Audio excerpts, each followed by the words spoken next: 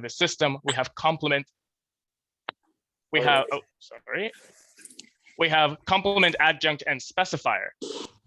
Complement says here a phrase that is obligatory for a certain word's meaning to make sense within a sentence. Think of something like the word the. If I were to say, I picked up the, it feels incomplete. The question would be the what, right? So if I said I picked up the cat, well, then that makes sense. Now that the meaning of the feels complete now, right? So we can say that cat is the complement of the, right? An adjunct is a phrase that's not obligatory to complete the meaning of a given word in a sentence. However, it modifies it. Think of something like the black cat, right? So just like we mentioned before, the requires some kind of noun or noun phrase. And so we can say something like the cat or the black cat. And so its meaning kind of feels more complete, right? However, with the word black in black cat, we didn't really need the word black to be there in order for its meaning to feel complete. It just kind of added more meaning to it, right? So we can say that the black is an adjunct for the noun cat, since black modifies the noun cat, right? And for specifier, it's also not obligatory to complete the meaning of a word, but it specifies, or it kind of like restricts what kind of phrase it is describing. So say something like the cat was very big. Very doesn't need to be there. Very is not modifying big, it's specifying how big it is. It's very big, right? So it's not exactly an adjunct because it's not modifying big, it's specifying how big, which is why we make the distinction. And later on, we'll see examples of why this distinction is important. With this in mind, we can now answer questions like, are there any complements for gave? Well, for gave, we know that if I want to say I gave something, I can't just say I gave and that's it, right? I have to say I gave something. So this something could be like the basketball, right? So the basketball could be seen as the complement to gave.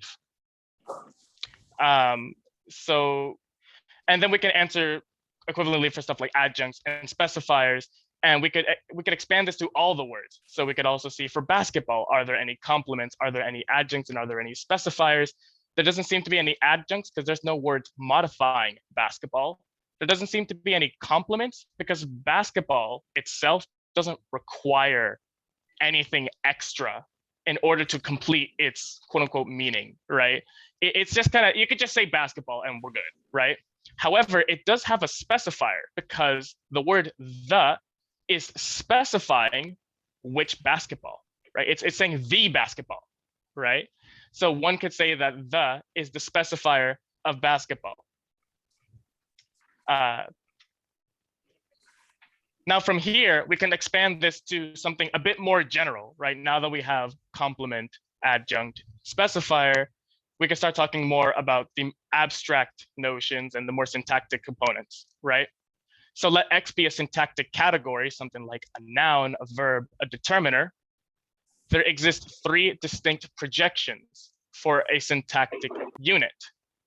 So we could talk about the head, which is the minimal syntactic item that leads the phrase.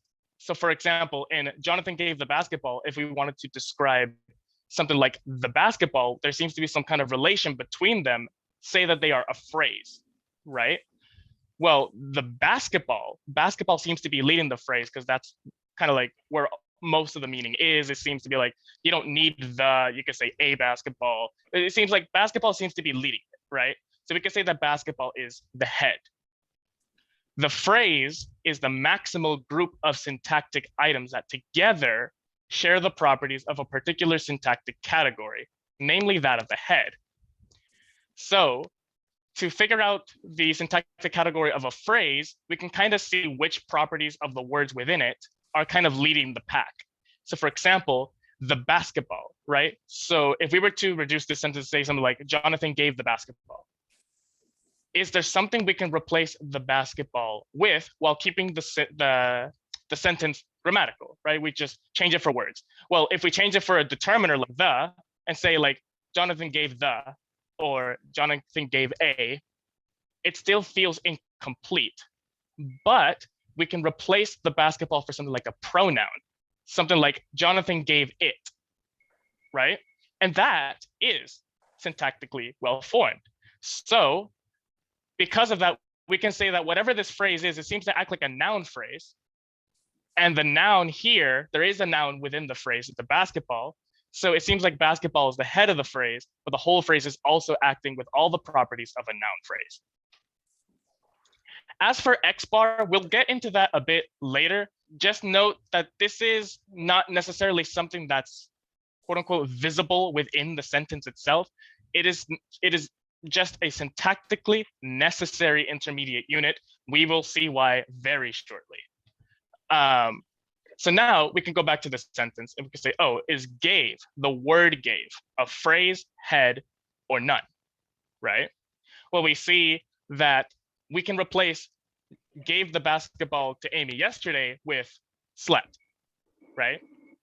So it seems to share some properties with verbs.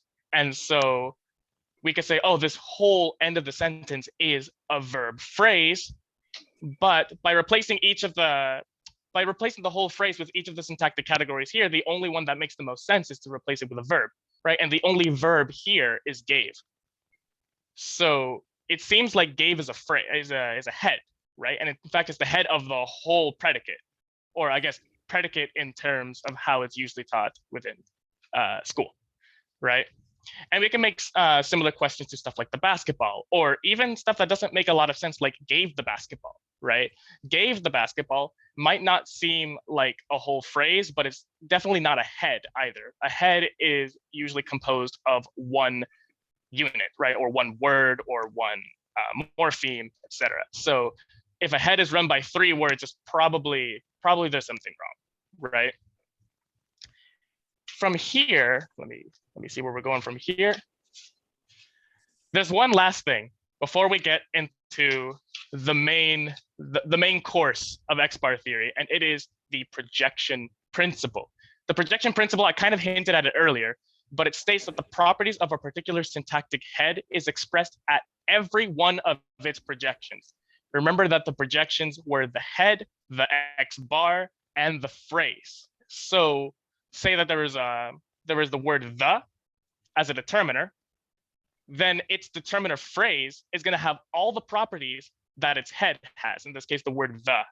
The example here shows that the is a determiner that has the feature plus definite. Remember that it kind of specifies which one we're talking about given a certain context. So the whole DP that it heads will also be plus definite.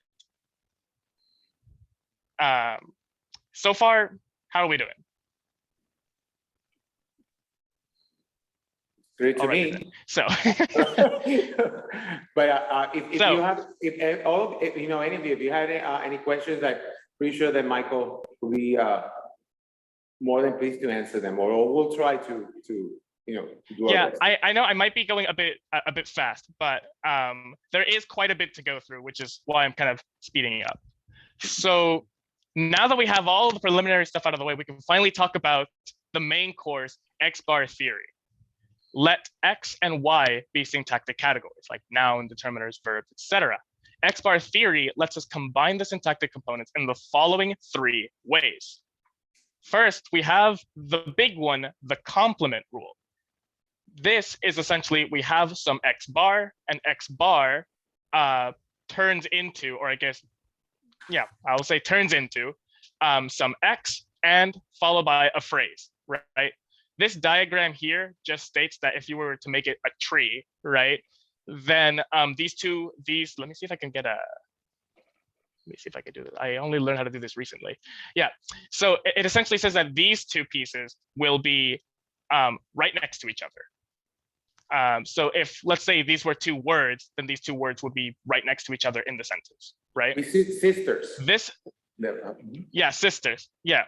And this semicolon here, what it means is that it can appear in any order. So although this example has X to the left and YP in the right, it could always be the other way around, where YP is to the left and X is to the right.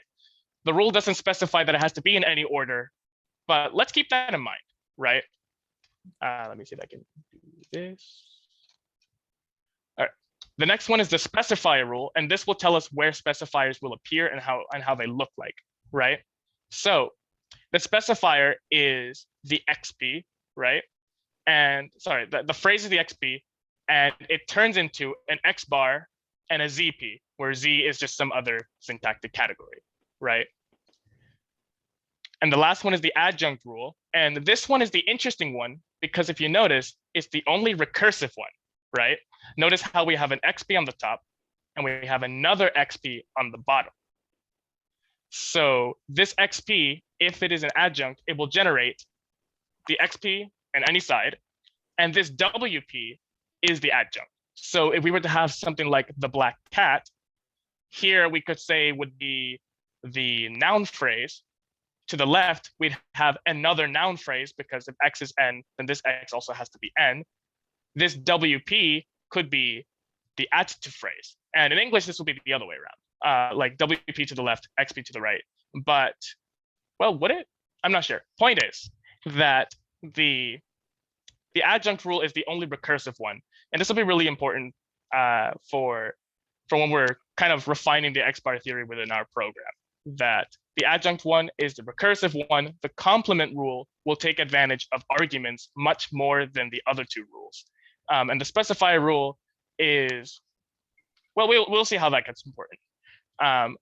These are the three main rules. I know I didn't explain it too well, but you can read through the presentation again and have a better idea on what these rules are, why they're super important, and why this is essentially X-bar theory, these three rules. With these three rules, we can take any sentence and create a syntactic tree for said sentence.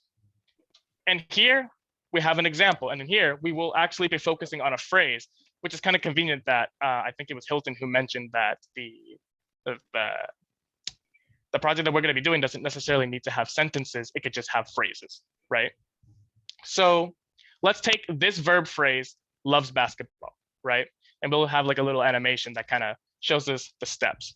So from VP, we turn into a specifier, V bar, and then the V bar turns to V and NP. And NP kind of goes through its own similar process. And we end up with the words that we want. I don't know why it disappeared that last one, but yeah. So essentially, we go from VP to V bar to V and its complement basketball. Note the bracket notation here. Basketball is a complement of the verb loves, which is then expressed when we are using X-bar theory. And with this, we have our basic syntactic component. We have our theoretical syntactic component.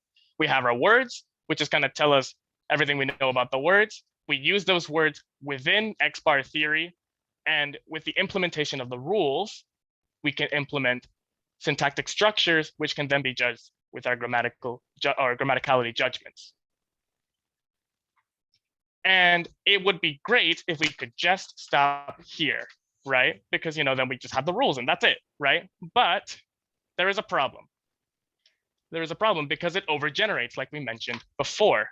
These sentences here, Jonathan slept, Amy dribbled the basketball, and Mary thought of an idea, can all be generated using X-bar theory. And, that's great. It predicts some sentences, but it also predicts some sentences that we did not expect, right? So note how for Jonathan slept the apple, there is nothing stopping us from giving a complement to the verb slept. Note how when we're talking about the complement rule and the adjunct rule and the specifier rule, there was nothing that was on a word for word basis. So we could technically give a complement to anything and the specifier to anything and in any order we want, right? So Jonathan slept the apple kind of gives us a weird thought, right?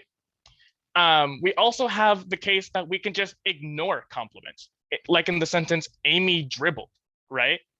So in this case, if we're thinking of Amy dribbled, where Amy dribbled what, right? Which is kind of the problem that I brought up at first, right? Where there are some words that kind of need other phrases to be complete, and we're left with sentences that are incomplete. Not only that, we also produce sentences that kind of just semantically make no sense, right? So a rock thought of an idea. I mean, under a very certain context, that can be grammatical, right? Say we're personifying the rock, then sure, right? But if we're not using wordplay, if we're ignoring wordplay, and we're just talking about the grammaticality of the sentence, then it just makes no sense to say a rock thought of an idea. So there is still some work to be done. How do we fix this if this is a word-by-word basis? Well, we give a word-by-word solution, right?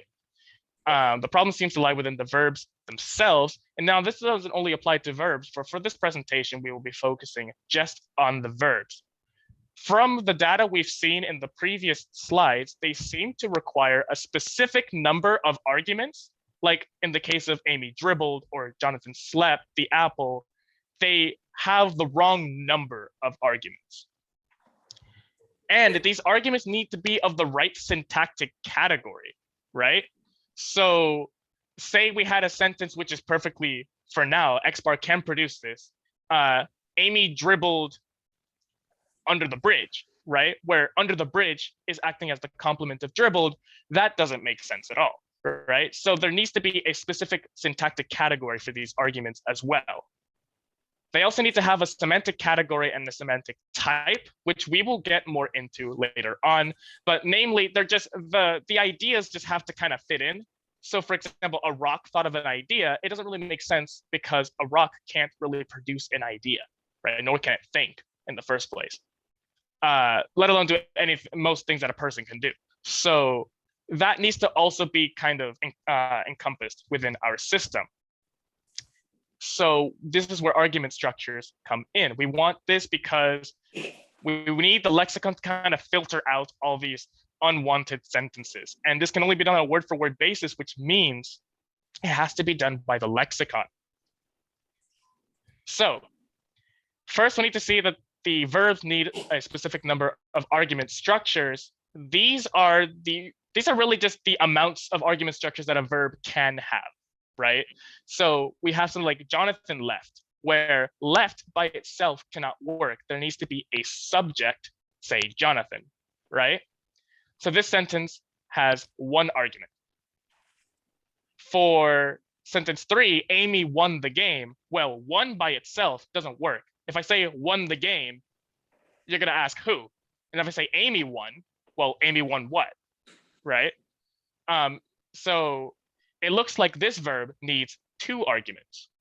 And with the verb like give, or in this case gave by itself doesn't work. Gave Amy produces 2 questions. Well, who gave Amy and what was Amy given, right?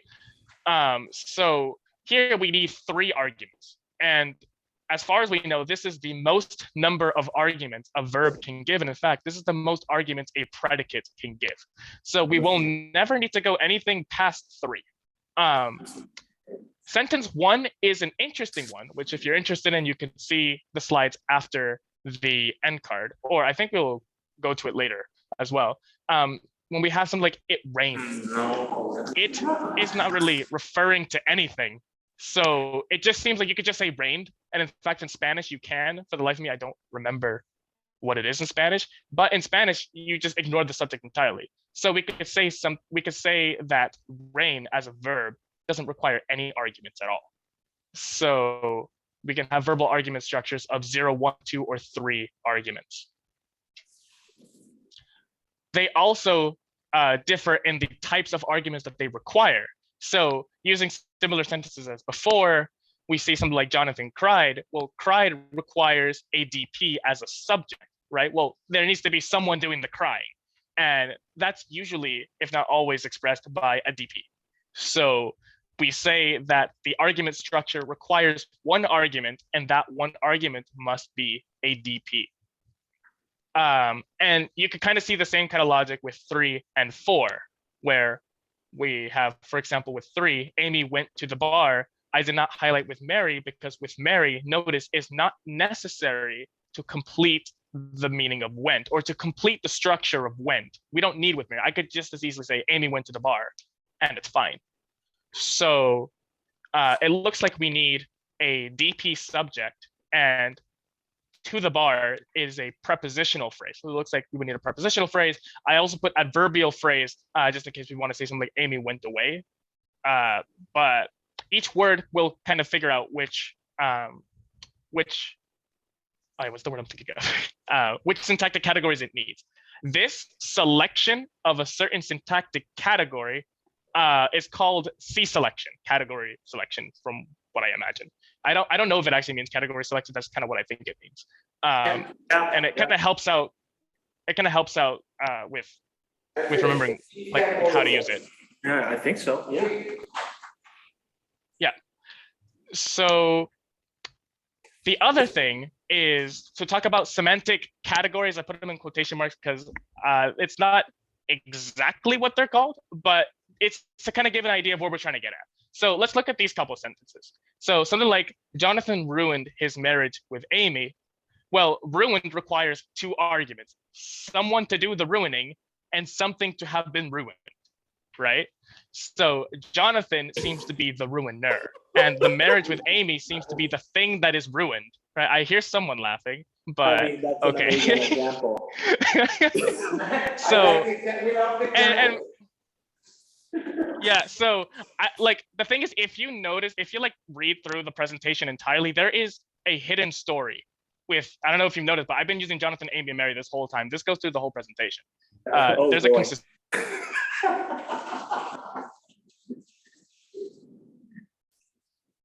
Creo que nos cortamos. Say it's strong because remember, we're only looking at the arguments, the things that are required to complete the structure of, let's say, a verb. And for this case, you could just say Amy felt sad and you're perfectly fine, right?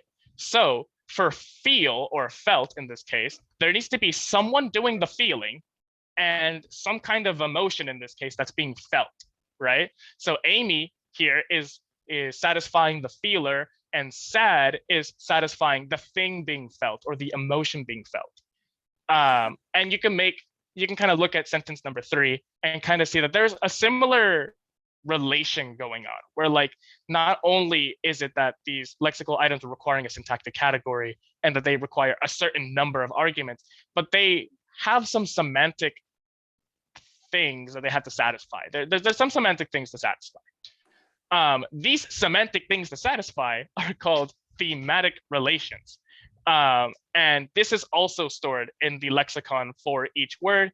To have an idea, I put some of them here. After the end card is a list that Hilton gave us for our syntax course last semester. There's like 16 of them there.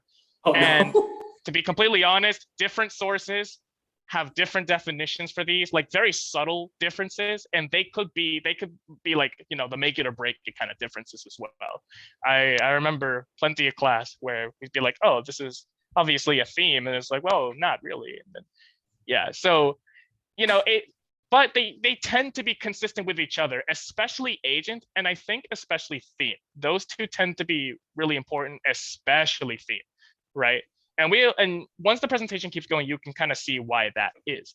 But to kind of give you an idea, these are just kind of semantic relations that something can have, that a certain predicate can have. Agent is the initiator. Theme is the thing to which the verb is acting upon. The source is the origin of some movement, whether it be literal or figurative, and the list goes on. Ideally, it would be so beautiful if we could just give one to each argument. Right? To say Jonathan is just the agent, the divorce papers are just the theme, and Into the Shredder is just the destination, I think it's called. Yes. However, there is a problem. If we look at this sentence, we can see that one of these arguments actually can kind of fill up the requirements of two of these thematic relations. If we see Jonathan, right? Jonathan can be, let's say, the agent he is the one placing the divorce papers into the shredder, right? So he's the one initiating the action, right? However, it's also the source because it is the origin of a movement, right? The divorce papers are being moved from him, or more precisely from his hands, into a shredder. So it seems like you could put two of them there, And that's kind of problematic because we wanted it to be one-to-one. We wanted it for that every argument, there was a thematic role, and for every thematic role, there was one argument. But in this case, Jonathan has two thematic roles, and he's only one argument. So that doesn't work exactly. But we're close. We're close. It seems like that we're getting close. What are we missing? And we're missing a theta role, right? A theta role is just a bundle of thematic relations. I thought this was really funny when I first learned this, because like, oh, well, the problem is that we're having a whole bunch of thematic relations onto one word. Oh, we'll just call that one thing, right? Problem solved. So it's kind of like if you were, instead of giving one stick to each argument, you were giving a bundle of sticks to each argument. It just so happens that a bundle of sticks could also be one stick, right? So if we look at it again, if we look at the sentence again, we can assign a theta role to Jonathan such that the theta role includes the source and the agent, right? Usually the one que sobresale is like the name of the theta role. So like we would say, oh, Jonathan has the agentive theta role, even though Jonathan is not only an agent, but is also a source, right? The divorce papers would have the theme theta role, and on, I don't know why it says on the table. It should say into the shredder, but into the shredder should be like the destination theta role, right? Even though it only has one thematic relation, theta roles can have one or more, which is perfect because now with that tool in our hands, we can make a one-to-one relation. And that's great, but how do we implement it? How does this look like, at least from a theoretical point of view? So this is where theta grids come in and the all-important theta criterion that we have been looking for. So theta grids is quite literally just a representation of exactly what we did before, where we just, for each argument, we gave them a theta role, right? And they're called theta grids because they're a grid and theta. So I guess we will see an example here. This is like the typical theta grid. Let X, Y, and Z be syntactic categories, and let I, J, and K be assignment variables. The following is a generalized theta grid. So the first thing to note here, let me get the laser pointer. The first thing to note here is the predicate is on the top left. This is where, for our instances in this presentation, this is where the verb go. So the verb or the adjective or the noun or whatever is the predicate, the one that contains the arguments, that would go here. Then comes this grid. There seems to be a couple things going on here. First, there's these assignment variables. This is kind of allowing us to understand how many arguments we're allowed to put for this predicate. In this case, we could have 3. So we have one for I, one for J, and one for K. We have the XP, the YP, and the ZP. This is where the syntactic categories are specified. This is for C selection. So say this needs to be a DP, this needs to be an AP, and this needs to be a prepositional phrase, right? And the last but most interesting one here is that there is some type of external theta role, and there seems to be internal theta roles. So what's the difference between these two? The external theta role, for all intents and purposes of this presentation, is just the subject of that predicate, right? So in something like the cat jumped, the cat would fill the role of the external theta role. To look at an example, we could think of a verb like place. Place is a verb that requires 3 arguments, I, J, and K. It requires that the external argument, the subject, be some kind of agent/source theta role, or have that theta role, and it requires that it also be a determiner phrase or a DP. The second argument must be a theme, and it must contain a theme theta role, and it must also be a determiner phrase. And lastly, the goal or the destination should be a prepositional phrase. Right now, I cannot think of a different, I feel like there is a different type of way you can use the verb place, but for all intents and purposes, let's just think of this instance. This is, I think, using the example that we saw before, right here. So if we were to apply this to a sentence like Jonathan placed the divorce papers into the shredder, we can kind of put the arguments into their respective places given them the respective variable assignments, and we can see that these arguments satisfy the theta grid, which means that place is syntactically grammatical right there, okay? Or at least it gets more specific than that, but no need to worry about it for all intents and purposes right now. Just know that place can be used right here. It can have all three arguments, and these arguments are perfectly viable based on the criteria that place has in its theta grid. And I believe after this, we will see some examples of how we can find ungrammatical sentences because of the theta grid. Oh, well, first this. So the theta criterion, all of this is leading to the theta criterion. The theta grid kind of allows us to create this one-to-one relation that we were looking for with theta roles, not thematic relations. Thematic relations cannot be done in a one-to-one relation with arguments, but bundles of them, these theta roles can. And it is expressed in this theta criterion.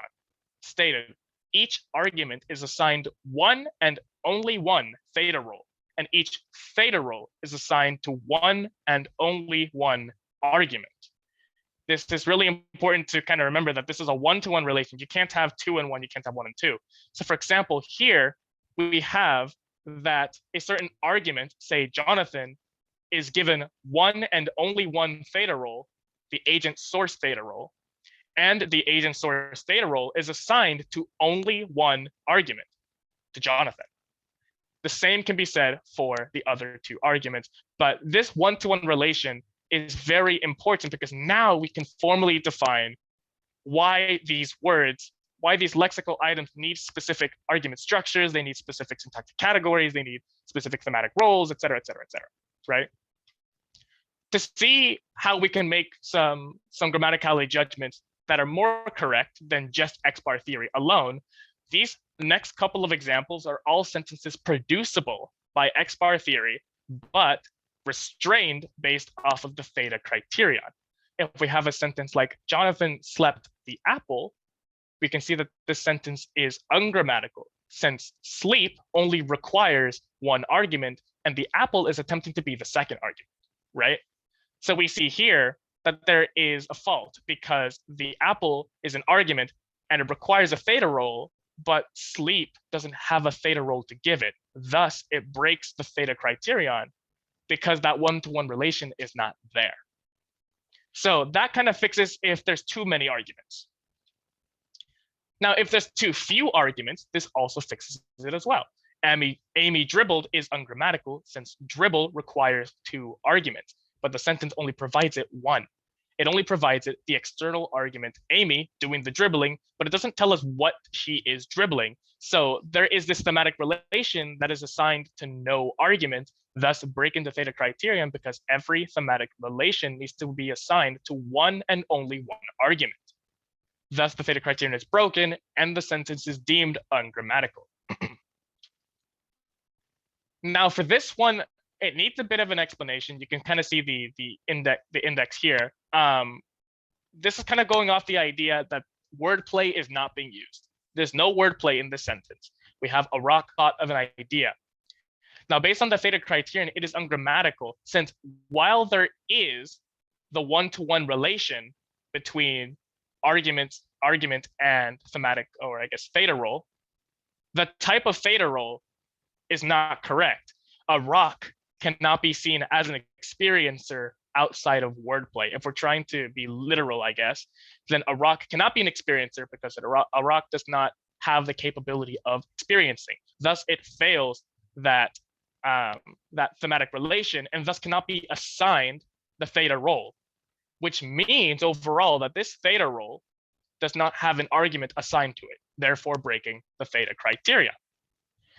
So it's kind of cool because this theta criterion was able to account for all 3 of the ungrammaticality checks that we had early on in the presentation with just one rule. However, that does mean that for this to work, the lexical item, part of the information that we need to acquire for the lexical items are these theta rules, which is why it's kind of important to bring it up later. So for theta grids, that's kind of a good idea of a theta grid, but there's still one thing missing, and it's more for specificity reasons than anything. It is what is called S selection, the semantic type. There are 4 main classes of semantic types: entity, property, relation, and proposition. These are, it's less so about what the verb is like. Oh, let's say something like felt requires a feeler and something that to be felt. Well, the feeler itself needs to be of a certain class. If Hilton, if you're, I don't know. Anyway, so the feeler itself needs to be of a certain class.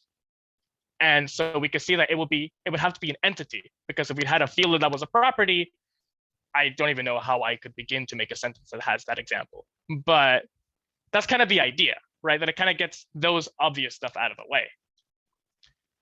An updated theta grid would then include this S selection. We've just kind of moved the predicate to the left here.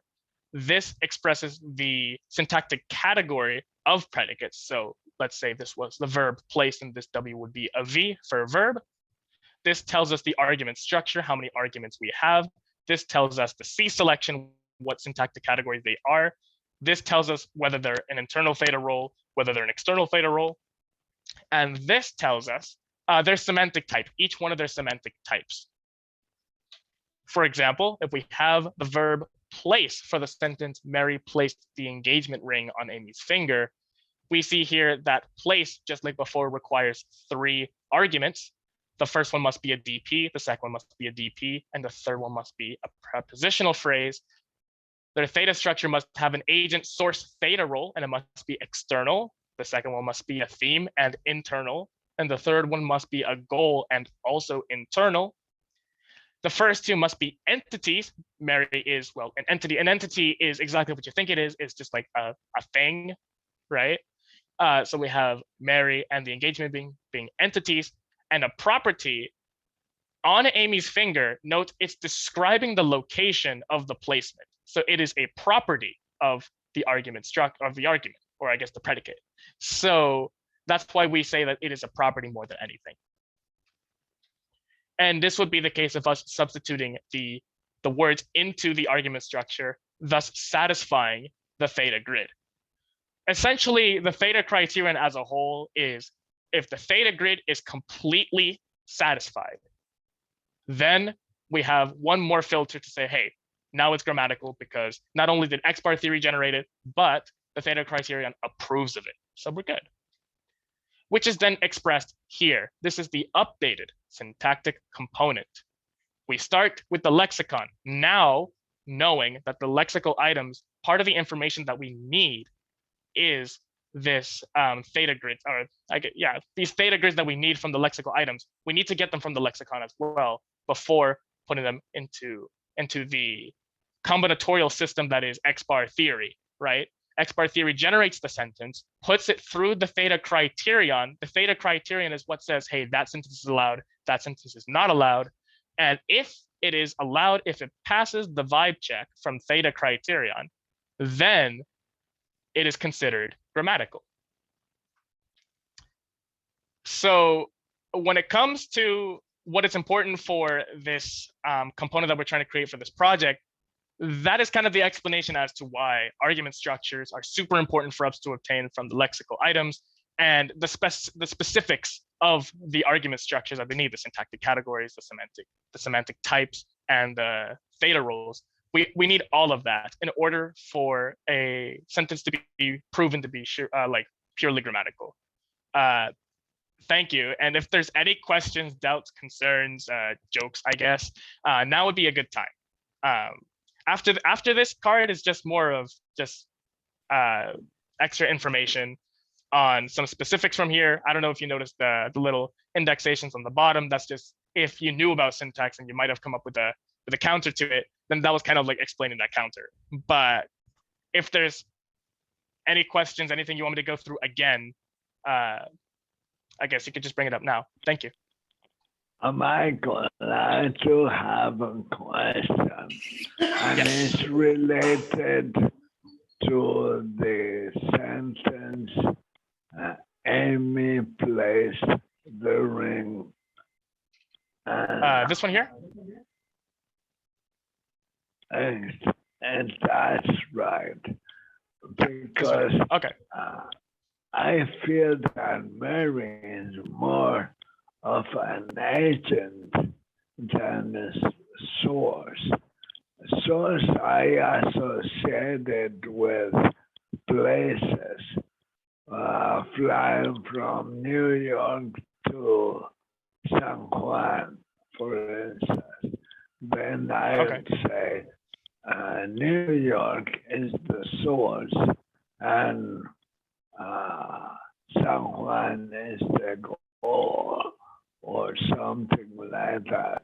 So how can I solve those dualisms in theta roles? Okay, so I'm going to answer it, hopefully understanding the question that you just said. For more information on the definitions, I have them here and they're in Spanish, so that might help getting the specifics of the definitions. These are just the ones that we were taught. For source, for me, source was kind of like the equivalent of origin here. And from the understanding of origin, I can see what you mean as well, right? Because that is like the place of origin for some movement to occur, right? And this is kind of what I was getting at before, where the specifics of which thematic relations are part of the theta role or not can kind of get a bit iffy from person to person. I feel like that seems to be the case quite a bit, especially with stuff like source and destination and like patient and stuff like that. I put Mary as the source because I thought since place was talking about, since the theme of place was the ring, and the ring is being put on Amy's finger, then the ring is being moved from Mary, because Mary is the one placing it, onto Amy's finger. So I did see it as a movement, right? And there is an argument that can be made that it is not a source, that it's just an agent, right? Because Mary's just the one doing the placing, right? However, it's for instance, just like, if you added from the ring box to Amy's finger, then clearly the ring box is the source and Mary is the agent. Yes, in that case, yes, right?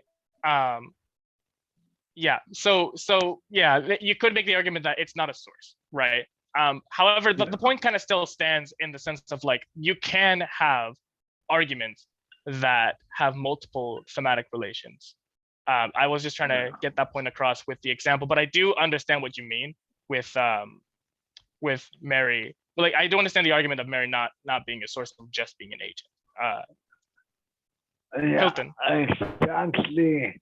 And that is my concern about building the lexicon, because one has to be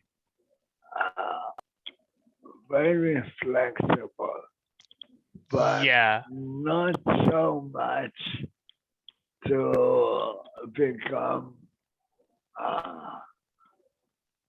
exceedingly liberal, let's say. yeah. I remember in class they brought up. I think there was another student that brought up the idea of not something being strictly, say, agent and source, but saying that it's this much agent and this much source, and like how like all the lexical items can be put in that way. I do not know the specifics of it at this moment. Maybe if I get more info on it, I can put like, I can kind of update the answer to this or put a better example in the presentation. But yeah, I get the concern as well.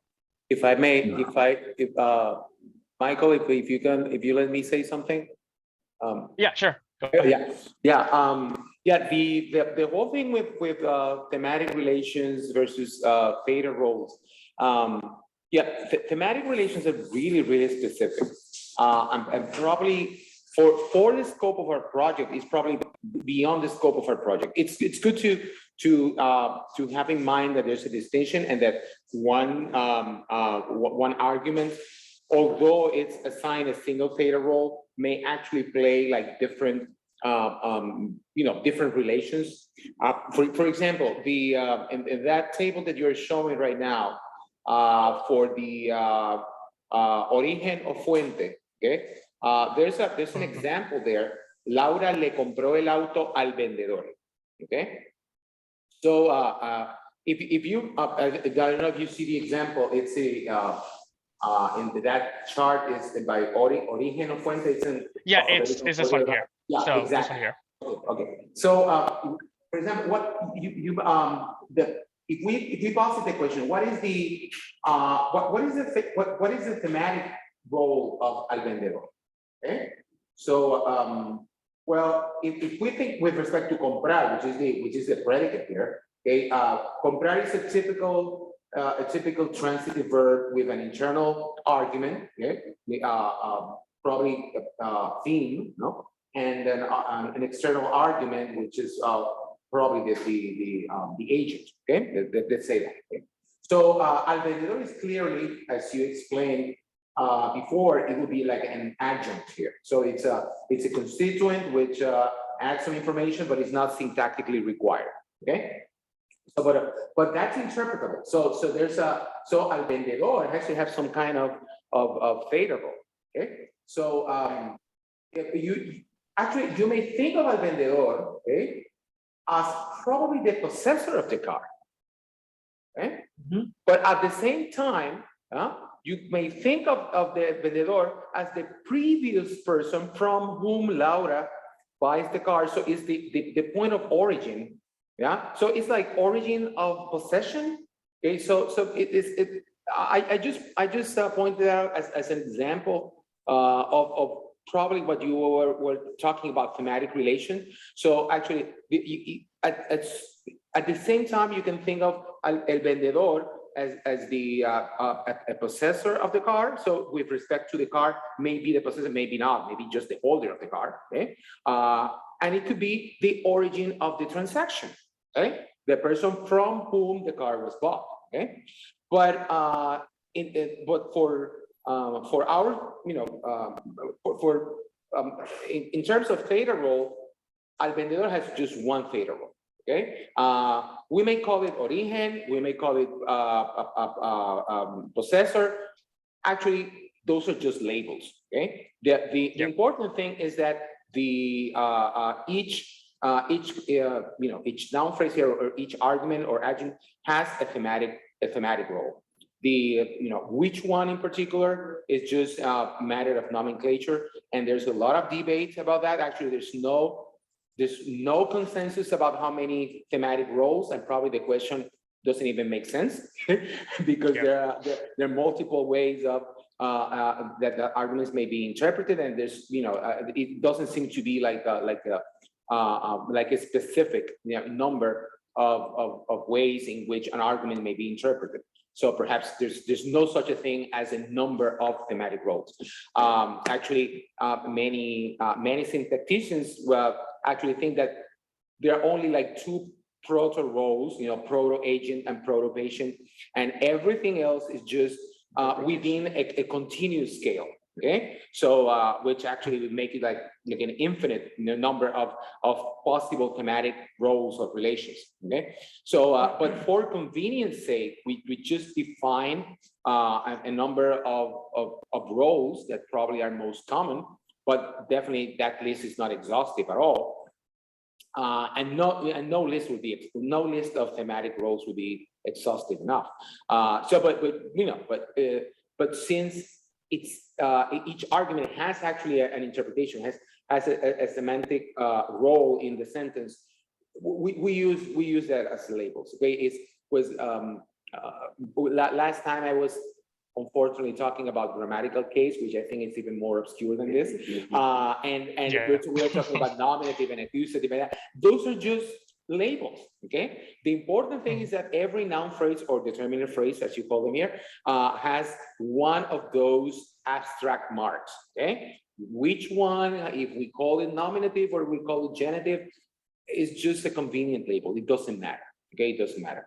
So but theta theta theory it's a fundamental component in this syntactic theory. Okay, this is what you're describing is government and binding principle and parameters theory. Okay, since for this syntactic theory, X bar is a fundamental. Okay, so it's a principle. So it cannot. What I mean by fundamental or principle is that it cannot be derived from anything else.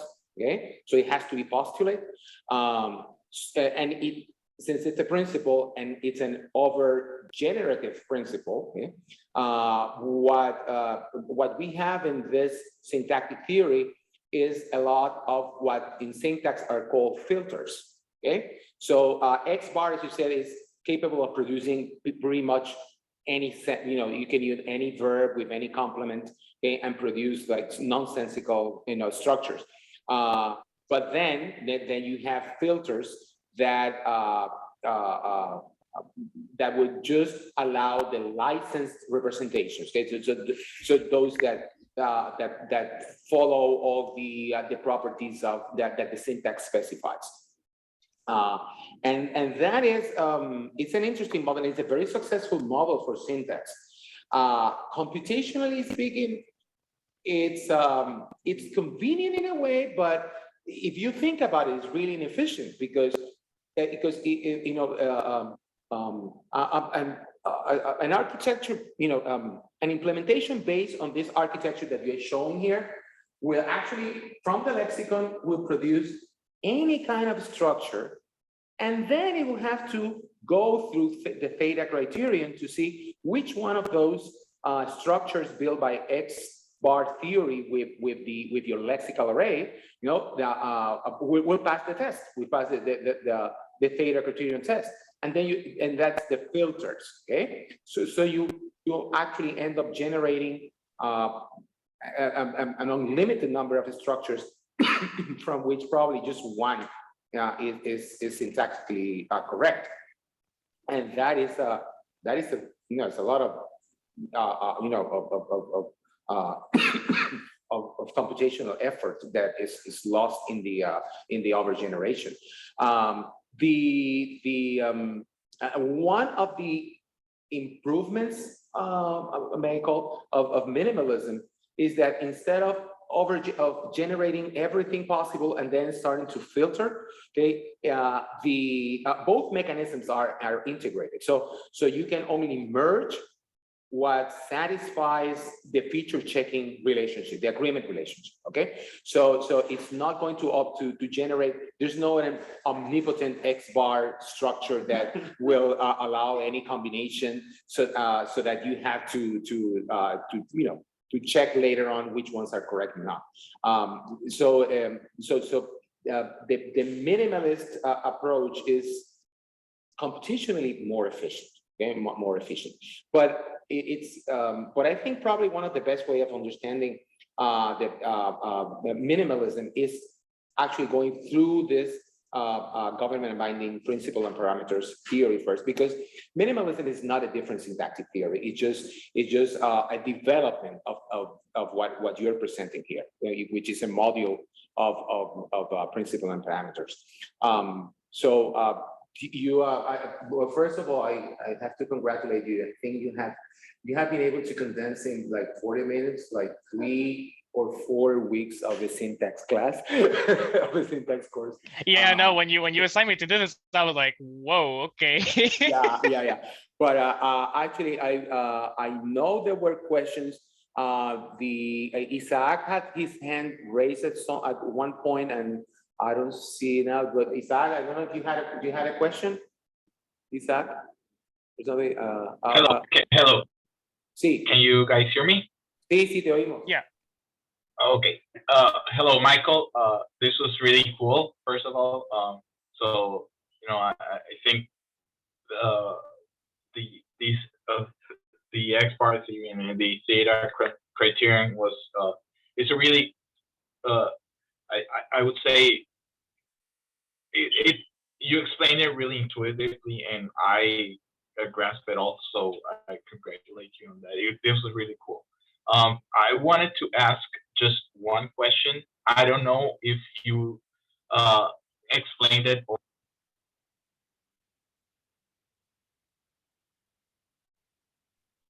Se cortó, parece, ¿verdad? Nosotros. O nosotros. ¿Somos Yeah. nosotros? It's us. Oh my God. Hmm. Michael, ¿estás ahí? ¿Los demás? Yeah, can you hear me? Sí, pero a Isaac no lo oímos. ¿Tú lo oyes?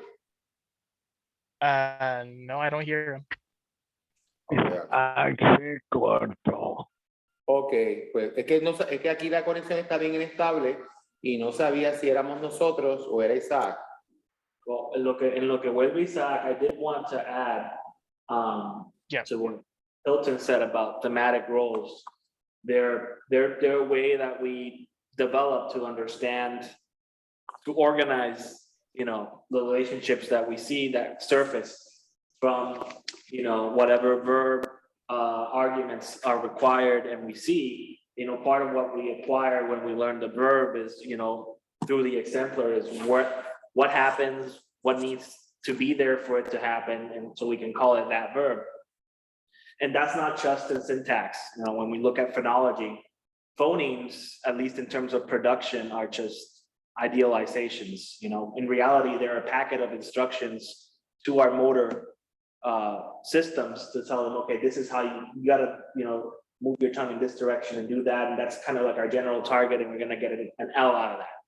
You know, but in reality, if you get into really advanced phonological theory, you know, phonemes, you just toss them into the trash can because you're no longer dealing with, you know, at least at the production level, you're not dealing with just, oh yeah, this is a phoneme and it surfaces as this allophone, but rather you're dealing with a complex set of instructions that are being produced in the brain and then, you know, generated, produced, you know, vocally. Same thing happens with arguments and verbs, that there's a sense that we get of what it needs and what happens, but I don't think our brain has a real concept of, oh, this is a theme, or this is a goal, you know. It rather the proto idea, I think, is enough. Yeah, they're labels. Yeah. Also, Isaac, Exactly. ¿ya estás ahí, Isaac? ¿Ya? O- Hello, sí, ¿me ok. escuchan? Sí, There es we que go. Yeah. de momento te perdimos. Yes. Ya, sí, el internet ahí mismo se fue. Okay. Ya volvió. Okay, so Michael, as I was saying, you had one example of the rock, Yes, which Okay, I want to explained. go to that one. You were Oh, just no. doing, you were. Which one? This Right one there, here? right. Yes. Yeah. Okay. So could you explain how the theta criterion would know that a rock is something that could not experience? I don't know if you actually got to explain this or not. Yeah, so if Yeah, you could so just. yeah, I could go over it again. It's fine. So so essentially what we have here is the theta criterion states that every argument requires one and only one theta role, and every theta role needs to be assigned to one and only one argument, right? So at first it seems like, oh, okay, so all of the arguments are fulfilled. Experiencer has a rock and theme has of an idea. The syntactic category seems to be fine, and that's great, right?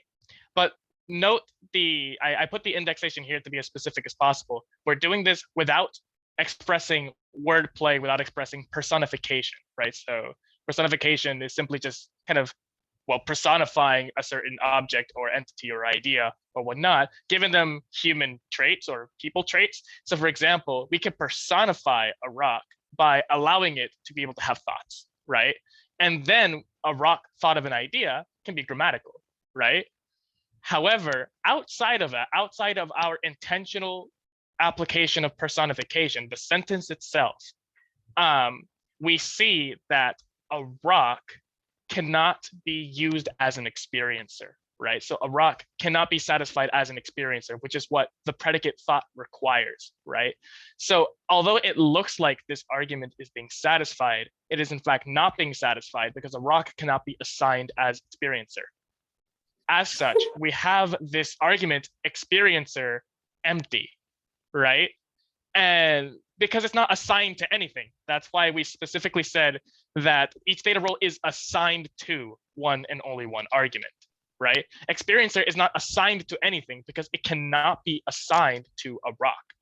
Therefore, the theta criterion is broken because we have a theta role that is not assigned to an argument. Michael, Did that help a bit better? yeah, Michael, if you allow me. Yes, would yes, be- thank you, Michael. Okay.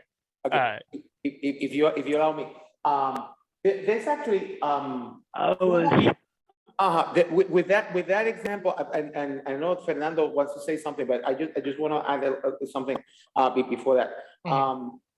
There's actually an argument that sentence, a rock thought of an idea, is actually syntactically valid. Yes. It's like the famous the infamous example of colorless ideas so green actually, colorless ideas. So there is a very distinctive sense of grammaticality between a rock thought of an idea and rock thought of an idea. Okay, so you can say no. The first one is the follows syntactic rule. The second one doesn't. Okay, so you may you can argue that a rock thought of an idea doesn't violate any kind of syntactic combinatorial principle. Okay, it's probably more than agrammatical. Ungrammatical is probably more anomalous in the sense that it conflicts with our idea of the world. Okay, It's pragmatic. Yeah, See, and pragmatic. that's what I was thinking of putting at first, right? Right. But then it wouldn't really, I don't know, because like I remember reading from Hyman Kratzer that there's this whole argument that this part, the theta criterion, doesn't even have to be from syntax as a whole. That could be part of semantics. Exactly. Because of that reason, right? Yeah, you may argue that the theta criterion is more a semantic restriction than a syntactic restriction. Okay, and we know, and it's we know that syntax or semantics are autonomous. Okay, so you may have syntactic structure that are syntactically correct or senseless, and you may perfectly understand things that are syntactically incorrect. Okay, so it's not really elegant from a mathematical point of view because we want compositionality. So we want semantics to derive from syntax, and if we have bad syntax, we should have bad semantics. But actually, our performance systems are not idealized. Okay, and we always have to make the distinction that we are describing, when we talk about syntax or semantics, we are describing competence, but actually we are not describing performance. Okay, so performance is involves different systems and probably different ways of processing information, linguistic and extra linguistics as well. So you may say this sentence is anomalous in the sense that it's apragmatic, or because it conflicts with our idea of the world. So rocks are not persons, and they cannot think. But if we may actually make the argument that so then poetry is just bad syntax because that it's you may have points like so you may have the first and actually you had those kind of quote unquote nonsensical things, but they're perfectly syntactically correct, and actually there is a semantic representation that you derive from the sentence "a rock thought of an idea." Okay, so it evokes, so I can think of a meaning. Okay, I know, and as you remember from yesterday class in semantics, I understand the sentence. Okay, in the sense that I know what are its truth conditions. Okay, exactly. So for the sentence "a rock thought of an idea," for that sentence to be true, I know what has to happen. The thing is that I know that rocks don't think. Okay, but that is extra linguistics. That's extra linguistic. Okay, so it's not. So would you say then that it's more appropriate component to say instead of? Yeah, so would you say it's more appropriate then to, instead of calling this ungrammatical, to call it like apragmatic? Apragmatic or anomalous or apragmatic. Yeah. So yeah, probably that's better. Okay, because it's I'll make sure to edit it before I send it. Yeah, because you personification and metaphor is frequently used in spoken language, and you do that all the time. We do that all the time. Okay? But I know that Fernando wanted to say something, I'm sorry I interrupted you, Fernando, but I just want to clarify that before your question or your commentary. Yeah. Or his special sentence. Or your special sentence, yeah, Fernando. Of course, yes. No, I'm not giving a weird sentence today. I was just thinking about UNL, which uses a very few thematic roles, but it does have the support of an ontology, which specifies animated and inanimated beings, as well as people or person, so that those thematic roles can be more accurately be specified. Like in the case of a metaphor, of course, we cannot say much about it. But if we are using sentences like this one, a wrong thought or an idea, the rock is inanimated and is not a person, so that it doesn't meet the theta criterion in that sense. So there is a lot more information that needs to be considered for this theta criterion to be applied, like an ontology or something like that. ¿Querías decir algo? Ya, de por cierto, añadiendo lo que dijo Fernando, hay lenguajes que sí tienen terminaciones gramaticales para animado versus inanimado. Marcadores de animidad. Sí, que nos indica que sí es una categoría real, Sí. dentro de las abstracciones del lenguaje. Y animado, por supuesto, animado y personificado no es lo mismo, ¿verdad? O sea, algo puede ser animado y no persona, y no viceversa, ¿verdad? Puede ser persona y no animado. Vegetal. Pero no sería persona. ¿Por qué? Bueno, un vegetal, bueno, si el vegetal es persona. Una persona that's brain dead, but their body is still alive. They're still a person, right? Ah, you mean vegetal as in, okay. Yeah. I thought you were saying like plant. No, not the Okay, the plant. Okay. Está bien, ya entendí. Ya entendí, ¿verdad? Bueno, pero que de todas maneras son, esos serían rasgos semánticos, tal vez, que de todas maneras ya entraríamos dentro de un modelo, ¿verdad? de semántica léxica con rasgos, y eso es una teoría un poquito difícil de representar y de implementar, ¿verdad? Pero ciertamente, como dijo Chris, hay muchas lenguas en las cuales definitivamente hay un rasgo gramatical animado, ¿verdad? Como en el caso nuestro del español tenemos el rasgo de género, ¿verdad? Que es un rasgo gramaticalmente relevante, ¿verdad? Y aunque no es correspondiente con una categoría biológica, pero en algunos casos pues sí coincide, ¿verdad? Así que sí, cada lengua puede codificar, ¿verdad? De cierto tipo de, ¿verdad? Ciertos rasgos, ¿verdad? Que no todas las lenguas, no son activos en todas las lenguas, ¿no? Tal vez, o sea, está dentro de las posibilidades de gramática universal, pero cada lengua activa el subconjunto de rasgos, ¿verdad? Que sean ¿verdad? Que sean relevantes para esa lengua. Ajá. Bueno, a ver si, no sé si alguien más tenía una pregunta. El lenguaje que encontré rápido aquí en Google fue Inú.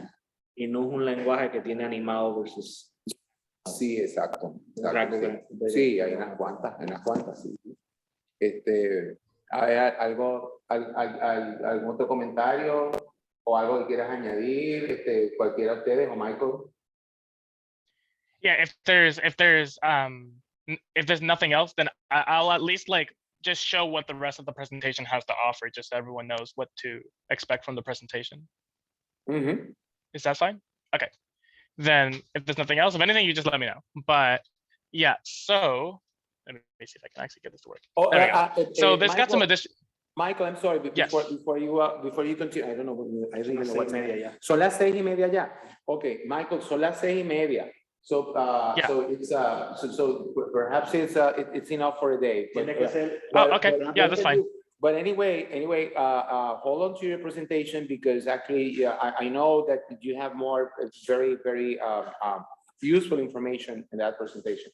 So, but next time, we may. I would like to see if what did everybody get from your presentation, and then but not like a quiz. Christopher quiere dar quiz, imagínate. En mudo, ¿verdad? Pero nada, vamos a lo que podríamos hacer es recapitular un poquito la próxima vez, ¿no? Para estar seguro que lo indispensable, ¿verdad? O sea, o por lo menos lo fundamental de la estructura argumental, ¿verdad? De los rasgos de selección categorial y papeles temáticos, ¿no? Que son 3 conceptos fundamentales en sintaxis y que pues, van a ser parte de las propiedades que se van a codificar en el lexicón, ¿no? Pues me gustaría estar seguro, ¿verdad? Que más o menos todo el mundo tiene, aunque sea un entendimiento general de eso, y luego entonces construir un poquito más encima, ¿verdad? Y entonces así que Michael, podrías continuar en la próxima si quieres, ¿verdad? Con lo que tienes ahí, ¿verdad? Michael tenía preparados como una especie de, como un tallercito, como unos ejercicios para hacer, unas oraciones para, ¿verdad, Michael? Tú lo tienes en tu presentación, ¿verdad?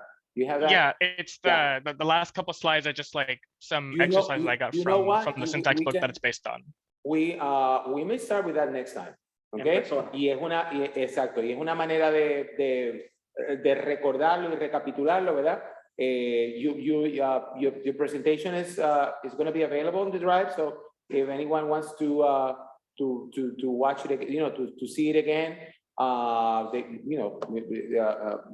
everybody's welcome to do it, and then we'll start from there next time.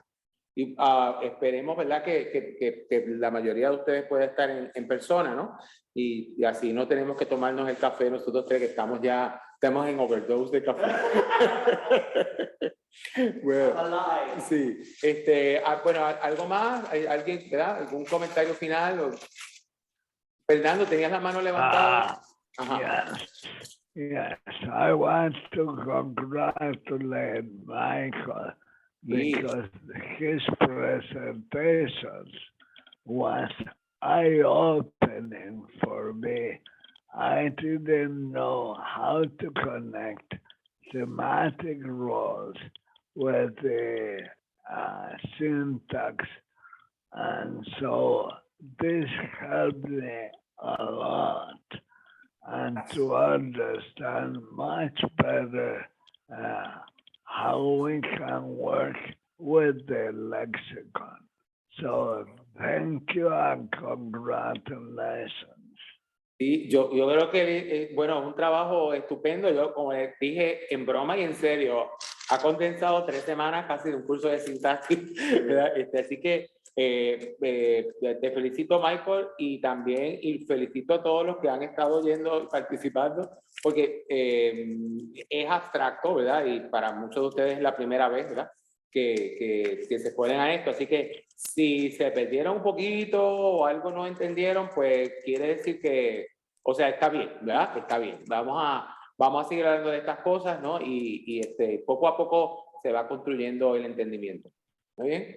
Bueno, gracias Michael y enhorabuena, ¿verdad? Nos vemos, mi gente. Y gracias Thank a you. todos. Oh, one last thing. I was gonna ask Hilton, do you think we should because like you have a PDF of the book, of the syntax book. We should put that also if it's not already there, right? Because in Sí, the está- references I have which pages they're based on. So- Está en el drive del grupo. En la Yeah, then biblioteca. if anyone else has more questions on that, then I put the pages that I based my work on at the end, and so you can read those pages of the book. It essentially says everything that I said, but in much more detail with a lot more examples. So I do recommend it if you're interested in looking into it a bit more. Sí, sobre todo, que yo creo que, Michael, si no me equivoco, tal vez tú basaste la mayor parte de tu presentación en Carney, el libro de Carney. Yes, Carney, fourth edition. Se llama Syntax, sí.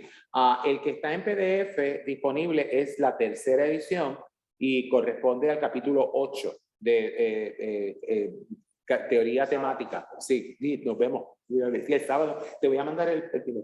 Así que, así que pues pueden buscar en la biblioteca de sintaxis, ¿verdad? Y ahí está esa referencia para todos los que les interese. Bien, sí.